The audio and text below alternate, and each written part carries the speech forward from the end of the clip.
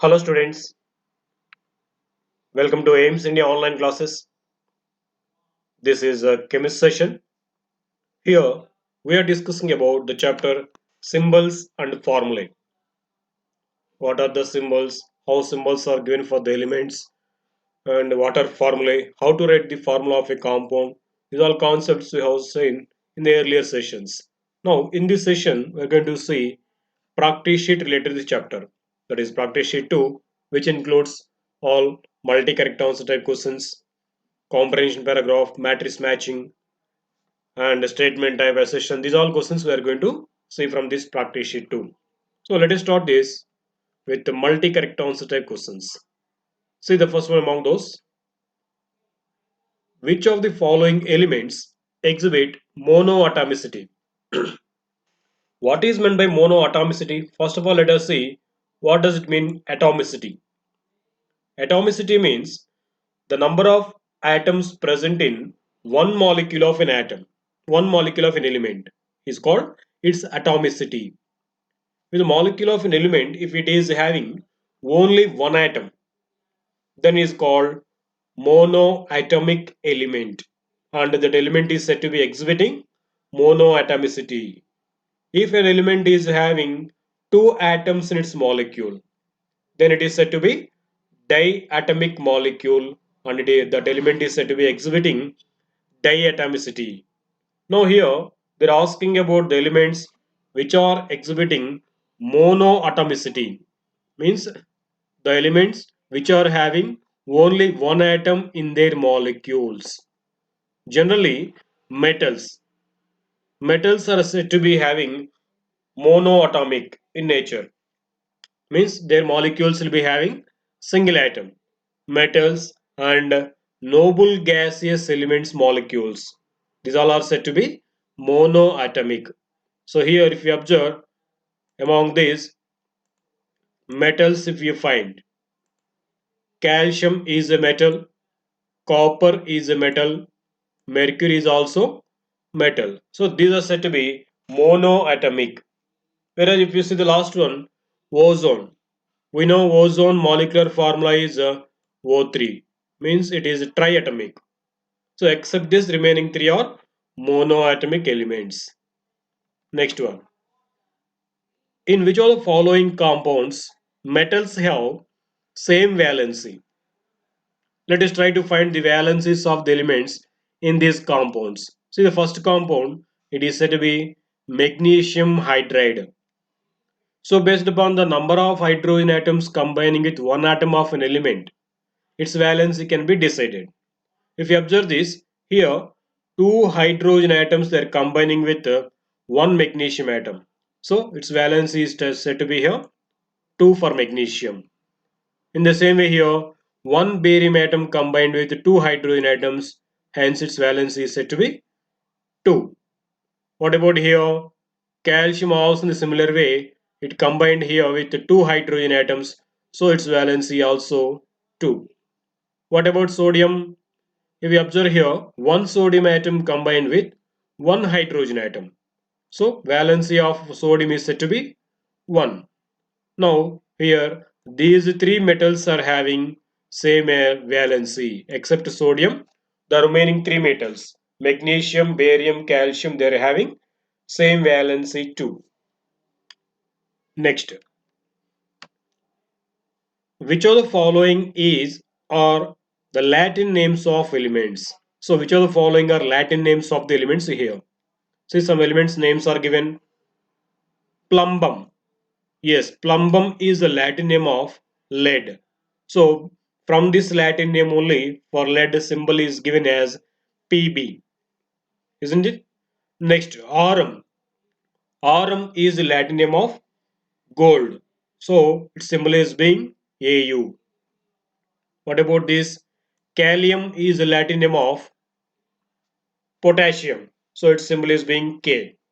And mercury is its common name. Its Latin name for mercury is hydrogeum. So it is not a Latin name.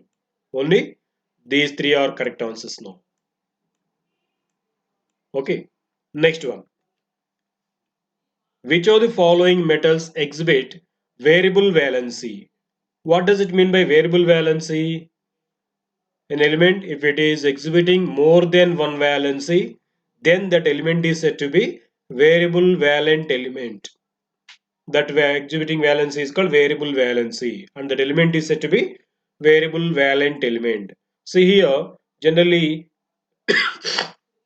sorry, metals like copper, iron, mercury, these can exhibit more than one valency. So these metals are said to be exhibiting variable valency.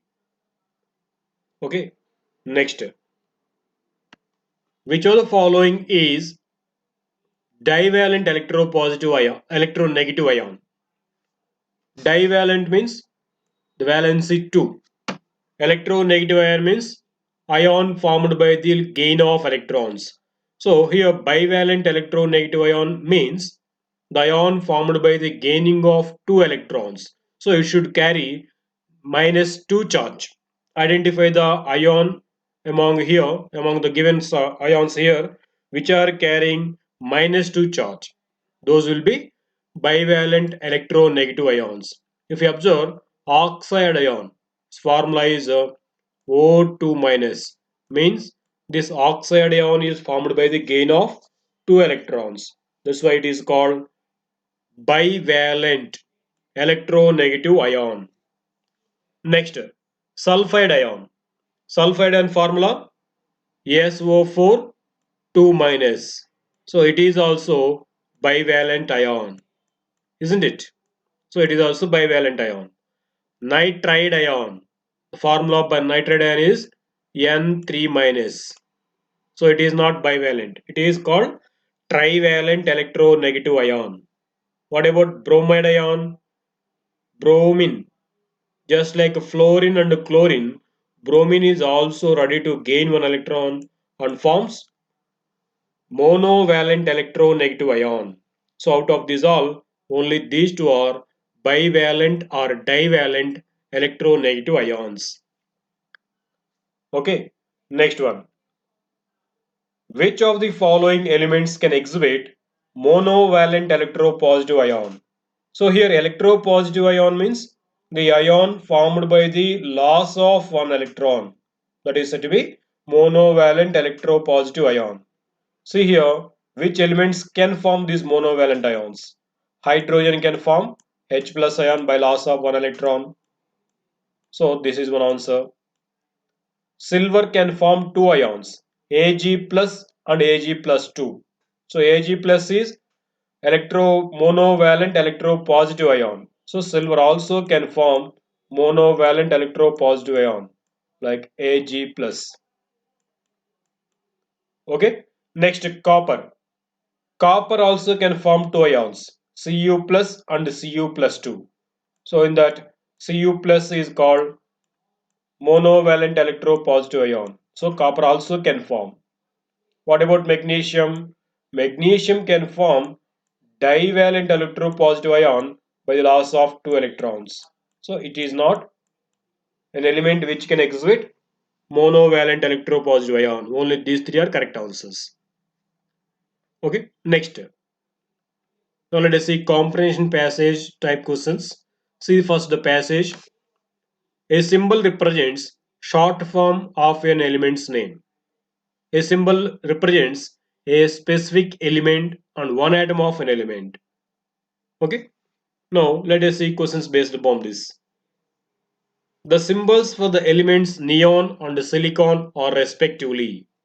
What are the symbols of elements neon and silicon? We know neon symbol is Ne and silicon symbol Si. Where are these two? Here. Neon and silicon. Of course, it is also given same. So either of these two will be correct answer. Either this or that. Okay, next. The scientist who suggested a method of representing elements using the English letters. Was that? Yes, he was J.J. Berzelius.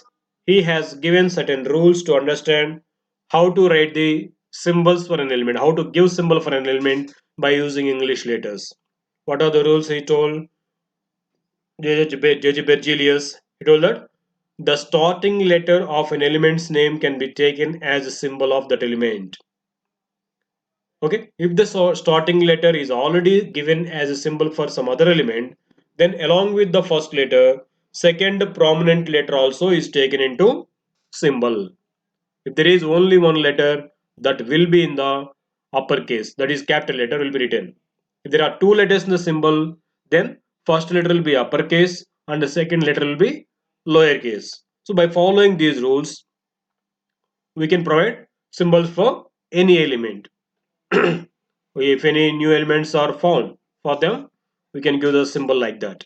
So in this way, the new method of representing elements by using English letters was suggested by J.J. Berzelius, which is being followed now too. Okay. Next, identify the correct symbols for the following elements respectively. See, some elements names are given here. We have to find out their symbols. See, first one, calcium. What is the symbol for calcium? Ca. So how to give a symbol? First, starting letter will be taken as a symbol. If the starting letter is already given as a symbol for some other element, then along with the starting letter, second prominent letter also is taken into its symbol from the name. Remember, it is not exactly second letter always.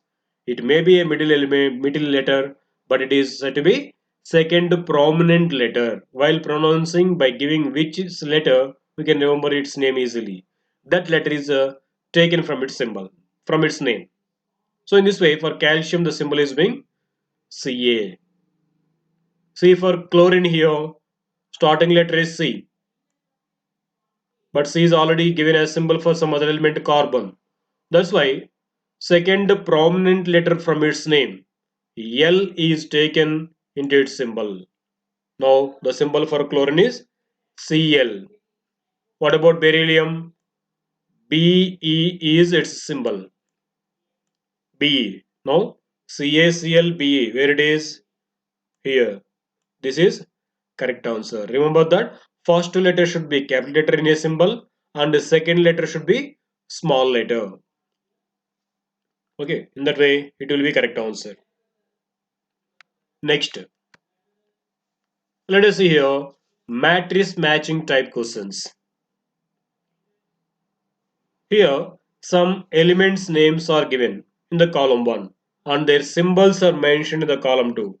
Try to match the elements with their symbols. See the first element, iron.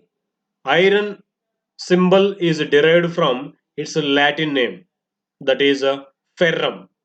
So from the Latin name ferrum, the symbol is derived as Fe. So the symbol for iron is Fe. What about lead? For lead also, its symbol is derived from its Latin name. The lead Latin name is plumbum. So for this, the symbol is being Pb. Okay. What about the next element? Silver. For silver also, its symbol is derived from its Latin name argentum. So if it is argentum, then the symbol is being Ag. Okay, next, the element potassium. Potassium symbol is derived from its Latin name kalium. So now the symbol is being K for potassium. Observe once the matching given here: iron, ferrum, lead, plumbum Pb, silver, argentum Ag, potassium, kalium K. Okay, that is about matching. Next, let us see one more matching. Here, some metallic compounds are mentioned in the column 1 and their formulae are given in the column 2. Try to match these also. See the first one, metal oxide. Which is metal oxide among these? See, calcium chloride, sulfur dioxide. It is oxide only, but it is non-metallic oxide because sulfur is a non-metal. See the next one, magnesium oxide. Magnesium is a metal and its oxide is here. So it is metal oxide. You can connect this. Okay, see the next one. Metal sulfide. Metal sulfide. Here it is. Hydrogen sulfide. Mercury sulfide. So mercury is a metal and its sulfide is here. Mercuric sulfide is HGS. Next, metal chloride. So which is metal chloride among these all? Yes, here it is. Calcium chloride. Isn't it? Next one, non-metallic oxide. Which is non-metallic oxide among these? Sulfur dioxide. Sulfur is a non-metal. So sulfur dioxide is one non-metallic oxide. And you observe nitrogen dioxide. Nitrogen is also a non-metal. So this is also non-metallic oxide. Observe once the matching. Metal oxide, magnesium oxide, metal sulfide, mercury sulfide, metal chloride, calcium chloride, non-metallic oxides, sulfur dioxide and nitrogen dioxide.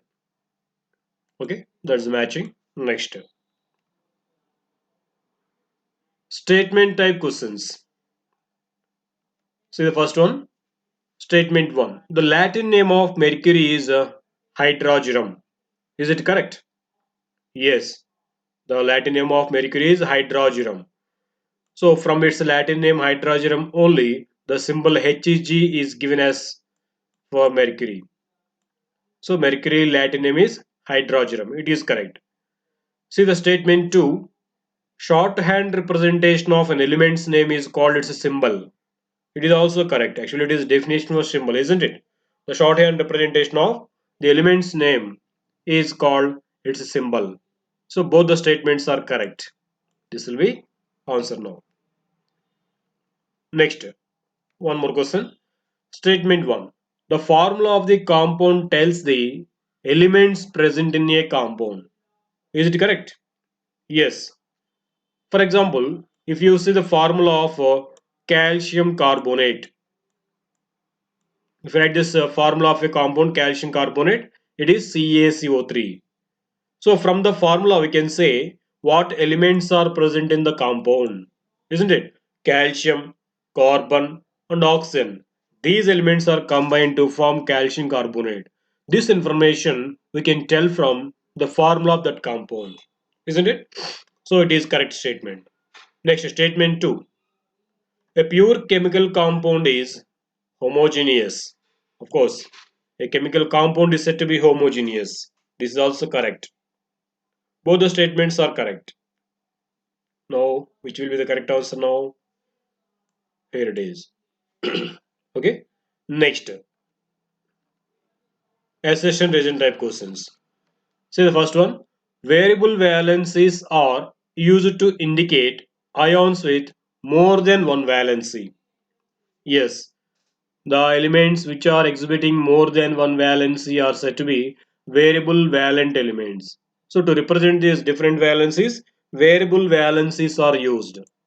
It is correct. See the reason iron iron exhibits variable valency. Yes, it is also correct because iron can exhibit two valencies Fe2 plus and Fe3 plus. It can form two ions. Sometimes it will lose only two electrons and forms Fe2 plus ion. And sometimes by the loss of three electrons, iron can exhibit plus 3 charge also. Means it can form Fe3 plus ion also. Here Fe2 plus ion is called ferrous ion. Fe3 plus ion is called ferric ion. Anyhow, iron is exhibiting variable valency. So it is also correct. Both are correct. But why variable valencies are formed? It is not the correct explanation for A. Both are true, but reason is not the correct explanation for A. Next, see the assertion. The formula for hydrogen is H2. Yes, it is a molecular formula of hydrogen. Element hydrogen molecular formula is H2. What is the reason for this? H2 represents one molecule of hydrogen. So this is a shorthand representation for the molecular molecule of that substance. So it is a formula we say. Now we can say both are correct here. Assertion region both are correct, and R is the correct explanation for A. Why the formula of H2 hydrogen is taken as H2? Why? Because here H2 represents one molecule of hydrogen element. That's why we can choose A here. Both are correct, and reason is the correct explanation of assertion. Okay, that is the practice sheet related to this chapter symbols and formulae. Thank you for watching our video. Please subscribe our YouTube channel AIMS Today and visit our website aimstoday.in for latest updates and recorded videos.